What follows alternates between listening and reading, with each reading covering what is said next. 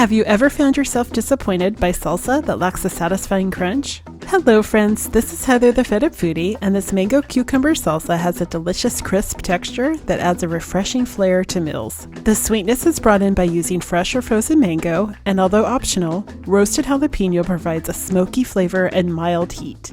English cucumber and red bell pepper are what brings in the crispness that makes this salsa so irresistible.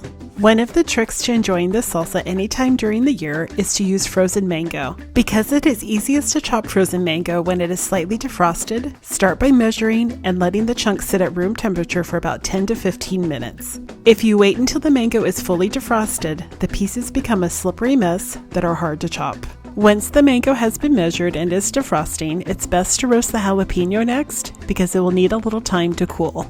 If you are new to the art of chopping all these ingredients for salsa, the knife skills needed can feel a little intimidating, so here are just a few tips that may help. Use a sharp knife. Dull knives can easily slip and cause accidents. Also, use the size of knife that you are most comfortable with. It does not matter what the experts say. If you're doing the work, you need to feel comfortable. Remember to tuck the fingers that are holding the ingredient. Your hand should look like a claw, but this will help prevent cutting injuries. Lastly, but most importantly, take your time. Speed comes with practice, and don't let this video fool you. It's sped up to make it more entertaining. This salsa takes about 15 to 20 minutes to make and goes incredibly well with the tacos, burrito bowls, and grilled meats like carne asada. However, there are all kinds of fun variations. Some of my favorite changes are adding in proteins such as shrimp, tuna, scallops, or grilled chicken. Add in black beans and serve with chips for a light and incredibly refreshing meal during the hot summer months.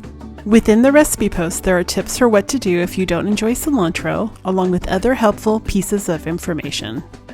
For more recipes like this and for weekly inspiration, make sure to head on over to thefedupfoodie.com and sign up for my newsletter where I share recipes and tips in helping to make cooking from scratch approachable.